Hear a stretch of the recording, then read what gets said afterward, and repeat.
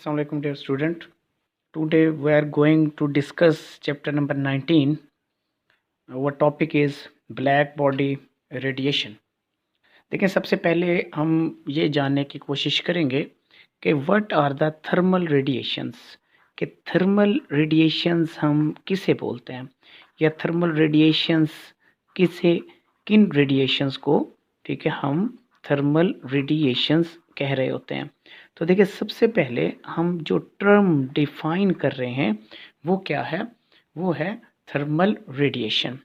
देखिए thermal radiation क्या होती हैं, ठीक है। थर्मल रेडिएशंस को हम जब डिफाइन करते हैं तो देखिए हम कैसे इसे डिफाइन करेंगे। When the body is heated, when the body is heated, ठीक है, जब भी हम किसी बॉडी को हीट करेंगे, ठीक है, when a body is heated, ठीक है, इसके रिजल्ट में क्या होगा, इट एमिट्स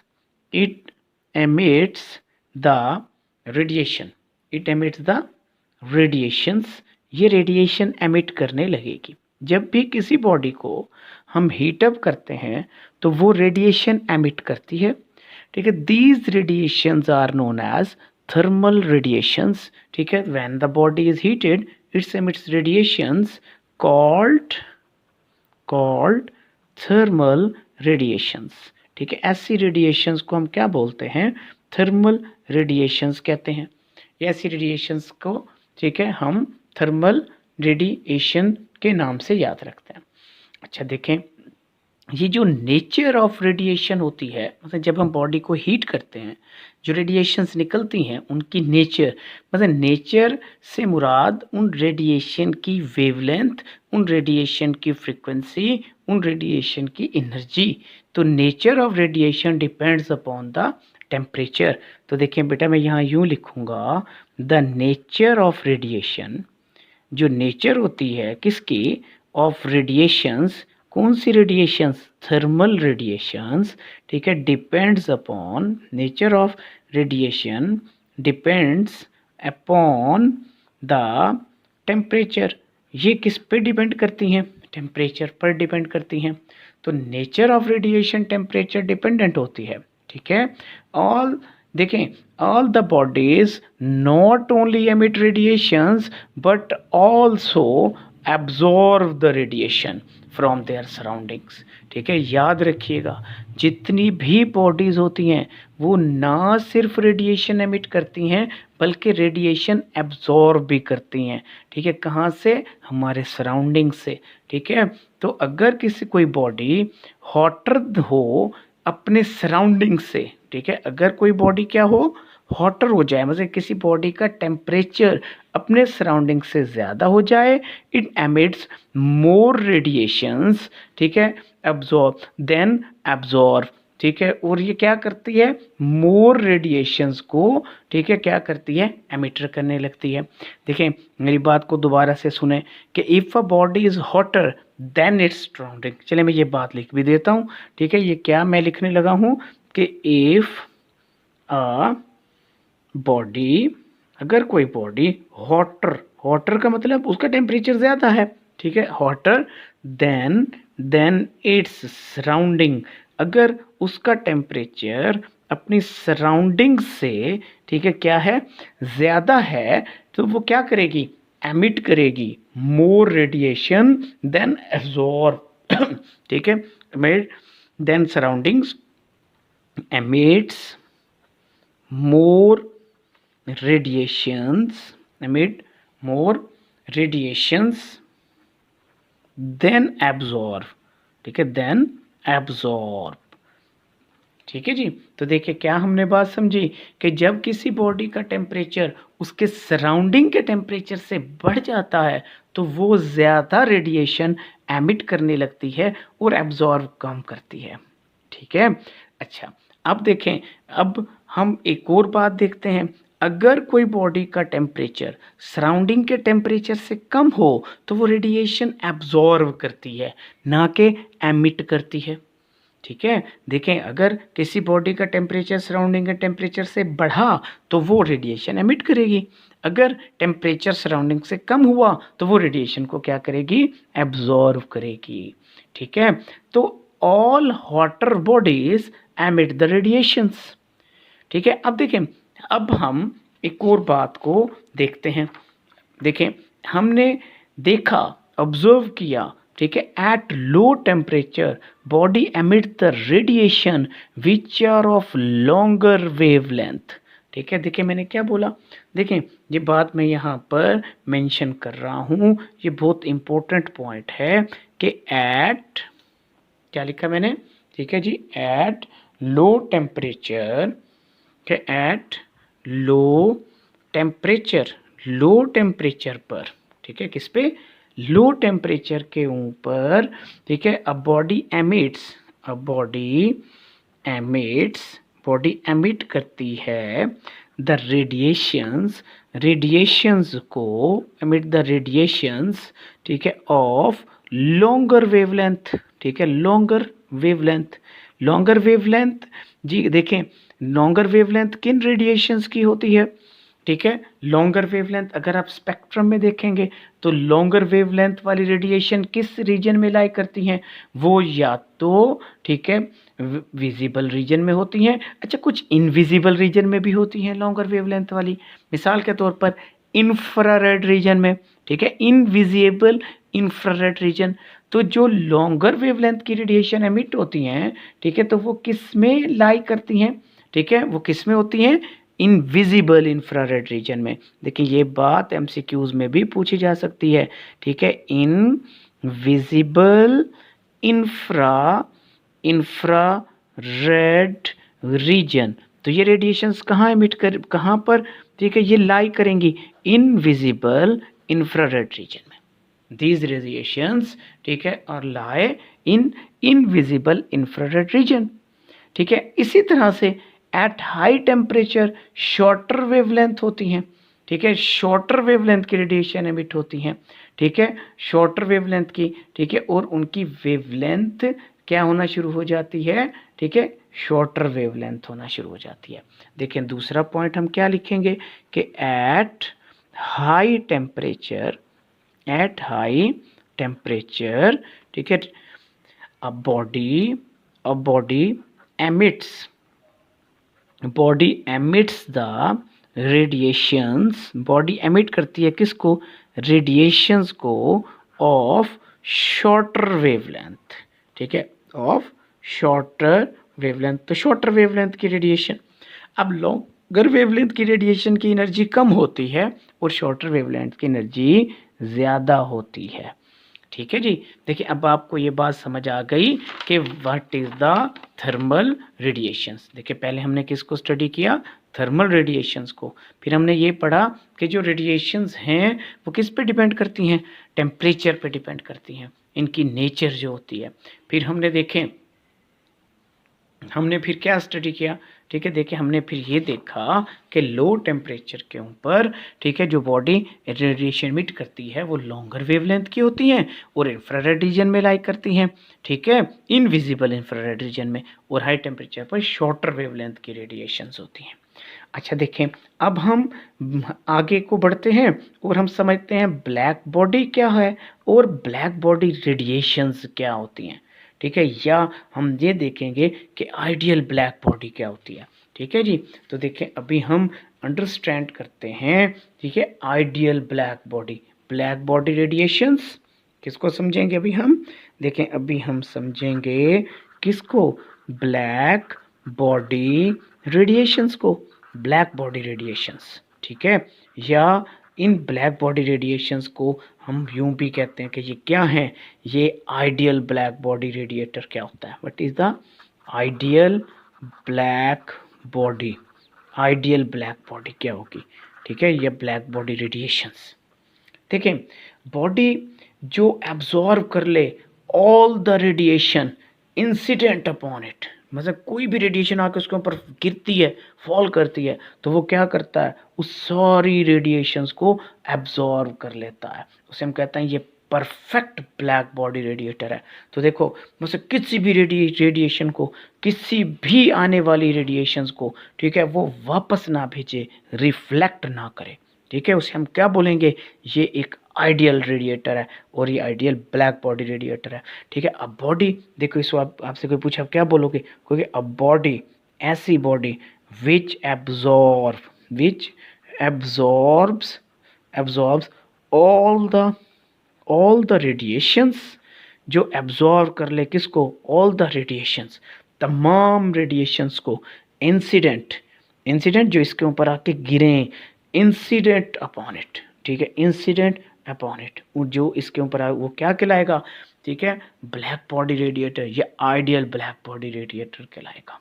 ठीक है, तो अच्छा देखें, अब हम इस ब्लैक बॉडी रेडिएटर को कैसे बनाएंगे, how to get a black body. ठीक है, how to get a black body, हम इस ब्लैक बॉडी को कैसे बनाएंगे।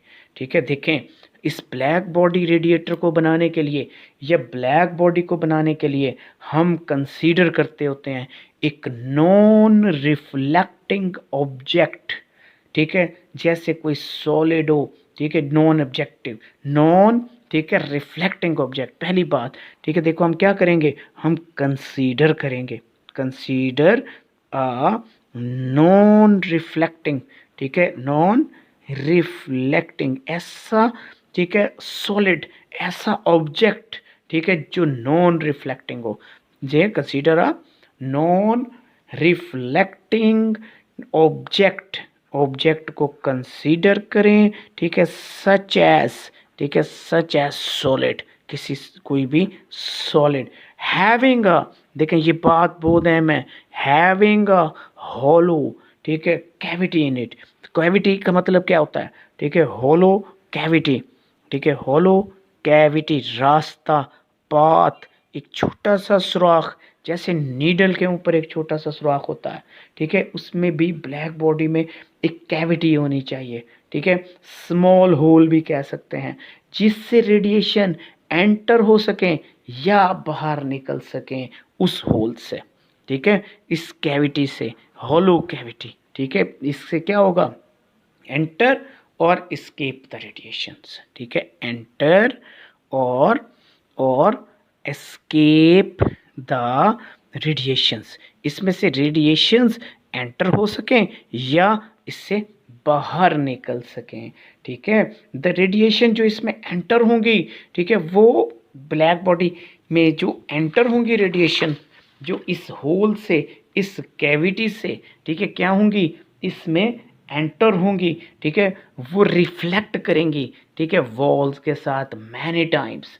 ठीक है, देखें, ये ऐसा हम ब्लैक बॉडी रेडिएटर बनाते हैं। पहले हम समझते हैं, देखें, ये मेरे पास एक सॉलिड ऑब्जेक्ट है, ठीक है, जिसको मैंने एक बॉक्स की शक्ल में बना दिया, ये एक बॉक्स की शक्ल में, ठीक है, ये एक बॉक्स की शक्ल में, ये ऐसा, इस तरह का हमने इसके साथ, ठीक है, यहाँ पर हमने क्या मामला किया है, हमने इसके साथ यहाँ पर एक कैविटी बना दिया है, ये कैविटी बना दी है। ठीक है, इस तरह की, अब इस कैविटी से, यहाँ से, ये जो होल है, यहाँ से रेडिएशन एंटर हो सकती हैं और यहीं से रिफ्लेक्ट हो सकती हैं। ठीक है, जो रेडिएशन इधर से एंटर होंगी, देखें, वो इसकी एक वॉल से टकराएंगी। ठीक है, इसमें से ये वॉल इसे पार्शियली एब्जॉर्व कर लेगी और पार्शियली रिफ्लेक्ट करेगी। जो ये से रिफ्लेक्ट होगी, फर्ज करेंगे इस वॉल पे आके टकराई, जो इस वॉल वाली भी से पार्शियली एब्जॉर्व कर लेगी, पार्शियली रिफ्लेक्ट कर लेगी। तो होगा क्या, after some time, after many times collision inside the this box and the this body, ठीक है, क्या होगा, रेडिएशन, ठीक है, वो सारी की सारी ये बॉडी एब्जॉर्व कर लेगी। ठीक है, तो इसके बाद कुछ भी बाकी नहीं रहेगा, जो लाइट इसमें एंटर हुई, ठीक है, वो सारी वॉल्स ने क्या की, एब्जॉर्व कर दी। ये यहाँ टकराई, फिर ये इधर आके टकराई, फिर इधर टकराई, ऐसे इसके नंबर ऑफ, ठीक है जी, इसके ये क्या रिफ्लेक्शन होते रहे और ये वॉल से टकराती रही।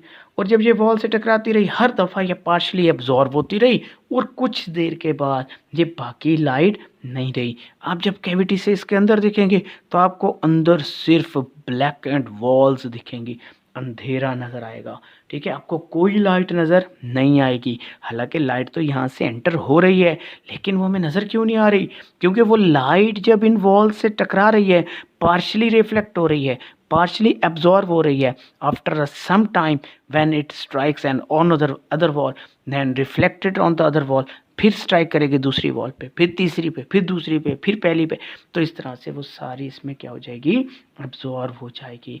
ऐसी बॉडी को हम क्या बोलते हैं, ठीक है, ऐसी बॉडी को हम बोलते हैं ब्लैक बॉडी। और ये क्या कहलाता है, an ideal absorber as well as the ideal radiator. ऐसी बॉडी को क्या कहते हैं हम, एन आइडियल एब्जॉर्बर, ठीक है, आइडियल एब्जॉर्बर, ठीक है, या फिर हम इसे क्या बोलेंगे, इसे बोलेंगे as well as ideal radiator. और ये आइडियल रेडिएटर भी है, आइडियल एब्जॉर्बर भी है, और ये आइडियल रेडिएटर भी है, ठीक है, ठीक है, तो ये आइडियल रेडिएटर भी होता है।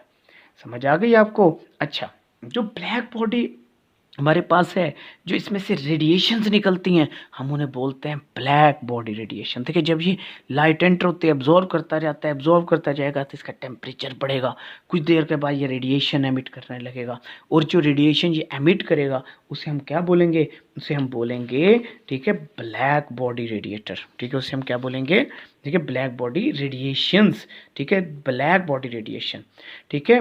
तो इन रेडिएशंस का एक दूसरा नाम भी है, इन्हें हम कैविटी रेडिएशन भी कहते हैं, ठीक है, इनको हम टेम्परेचर रेडिएशंस भी कहते हैं, इन्हें हम ब्लैक बॉडी रेडिएशंस भी कहते हैं। तो देखो बेटा, ये जो हमारे पास है ब्लैक बॉडी रेडिएशंस, तो कौन सी रेडिएशंस को हम ब्लैक बॉडी रेडिएशंस कहते हैं, जो आइडियल ब्लैक बॉडी से क्या होती हैं, एमिट होती हैं।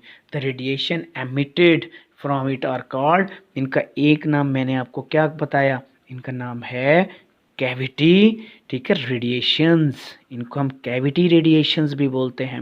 इनका दूसरा नाम क्या है, इनको हम टेम्परेचर रेडिएशंस भी कहते हैं, ये टेम्परेचर रेडिएशंस भी कहलाती हैं, ठीक है जी। इसी तरह से हम इनको ब्लैक बॉडी रेडिएशंस भी कहते हैं, ये ब्लैक बॉडी रेडिएशंस भी कहलाती हैं, ब्लैक बॉडी रेडिएशंस भी कहलाती हैं, ये ब्लैक बॉडी रेडिएशंस भी होती हैं, ठीक है। तो ये जो ब्लैक बॉडी रेडिएशंस होती है, मैंने अभी आपको क्या बताया था कि इनकी वेवलेंथ जो होती है वो डिक्रीज होती है with the increase in temperature. तो देखें, हम यहाँ पर फिर दोबारा से एक बात लिख देते हैं, यही बात दोबारा दोहरा देते हैं, ये बात अहम है बहुत ज़्यादा, कि ये जो वेवलेंथ होती है, वेवलेंथ, ठीक है, वेवलेंथ, देखिए वेवलेंथ का ताल्लुक किससे है, वेवलेंथ का ताल्लुक एनर्जी ऑफ रेडिएशन से भी है। तो हम क्या लिखेंगे, wavelength of emitted radiation, wavelength of emitted radiations, जो एमिटेड रेडिएशंस की वेवलेंथ होती है, ये क्या होती है, ये डिक्रीज होती है, किसके साथ, with increase in temperature, temperature के इंक्रीज होने के साथ साथ, ठीक है। देखें, इसकी हमारे पास एक बेहतरीन एग्जाम्पल भी है, हमारी बुक में भी ये एग्जाम्पल दी हुई है। कहते हैं देखो, हमारे पास क्या है, एक प्लाटिनियम वायर है, हम उसे हीट अप करते हैं, हम उसे क्या करते हैं, हीट अप करते हैं। देखिए, हम इसमें देखेंगे कि जैसे जैसे टेम्परेचर बढ़ता जाएगा, एमिट होने वाली रेडिएशंस की वेवलेंथ क्या होना शुरू हो जाएगी, ठीक है, वो कम होना शुरू हो जाएगी। देखिए, वो कहता है if you have a platinum wire, कौन सी वायर, प्लाटिनियम वायर, आपके पास एक प्लाटिनियम की वायर मौजूद है, प्लाटिनियम वायर मौजूद है, ठीक है। वो कहते हैं आप इसे हीट अप करें 500 डिग्री सी पर, इट अपेयर्स डल रेड, ये आपको डल रेड नजर आएगी। अब इसका कलर डल रेड क्यों है, कि emit the radiation of this wavelength, ठीक है। At 9 temperature increased at 900 degree C, it becomes a cherry red, ये कैसा हो जाएगा, ये चेरी रेड जैसा हो जाएगा। अब चेरी रेड की वेवलेंथ जो होती है वो डल रेड से कम होती है। देखो, टेम्परेचर 500 से कहाँ चला गया, 900, वेवलेंथ क्या हो गई, डिक्रीज हो गई, ठीक है, ऑरेंज रेड हो जाएगा। आपको पता है कि ये प्लाटिनियम की वायर क्या हो जाएगी, ऑरेंज रेड। और आप ये बहुत अच्छे से जानते हो कि ऑरेंज रेड की वेवलेंथ तो और भी कम होती है, किससे, चेरी रेड से, और ये ऑरेंज रेड हो जाएगा किस पे, 1100 डिग्री सी पर। देखो गौर से देखो, टेम्परेचर 5 से 9 हुआ, 9 से 11 हुआ और वेवलेंथ कम होना शुरू हो गई। ठीक है, तो इसी तरह से at 1300 degree C, 1300 degree C पर इट बिकम्स येलो। ये कैसा हो जाएगा, ठीक है, ये येलो कलर हो जाएगा। और आपको पता है कि सबसे कम वेवलेंथ, ठीक है, किसकी है, वाइट की है। तो आखिर में देखें ये क्या हो जाएगा, वाइट हो जाएगा at 1600 degree C, 1600 degree C के ऊपर ये क्या हो जाएगा, ये वाइट हो जाएगा। ठीक है, तो देखें अब आप एक बात नोट करें, आप अच्छी तरह से इस बात को जहन में बिठाएं। As the temperature rises the radiations become richer in shorter wavelength. तो देखो मैं यहाँ से ये रिजल्ट लिख सकता हूँ क्या, as the temperature rises, as the temperature rises, जैसे जैसे टेम्परेचर बढ़ रहा है रेडिएशंस, रेडिएशंस जो रेडिएशंस एमिट हो रही हैं, ठीक है, रेडिएशंस क्या हो रही हैं, एमिट हो रही हैं, वो क्या हो रही हैं, radiations becomes richer, richer in shorter wavelength, in shorter wavelength. ठीक है, तो वेवलेंथ कितनी हो क्या होती जा रही है, शॉर्टर से शॉर्टर होती जा रही है। ठीक है, तो देखो अभी के लेक्चर में हमने क्या समझा कि थर्मल रेडिएशंस क्या होती हैं। देखिए फिर हमने क्या समझा कि थर्मल रेडिएशंस जो एमिट होती हैं ये किन फैक्टर्स पे डिपेंड करती हैं, टेम्परेचर पे डिपेंड करती हैं। फिर हमने उसके बाद समझा आइडियल ब्लैक बॉडी क्या होती है, ब्लैक बॉडी रेडिएशंस हमें कैसे हासिल होती हैं। ठीक है, फिर उसके बाद हमने ये देखा कि जैसे जैसे टेम्परेचर बढ़ता है इसमें से एमिट होने वाली रेडिएशंस की वेवलेंथ क्या होना शुरू हो जाती है, कम होना शुरू हो जाती है। तो ये ब्लैक बॉडी रेडिएशन का इंट्रोडक्शन था। ठीक है जी, ये हमारा आज का पहला लेक्चर था चैप्टर नंबर 19 से। अल्लाह हाफिज़।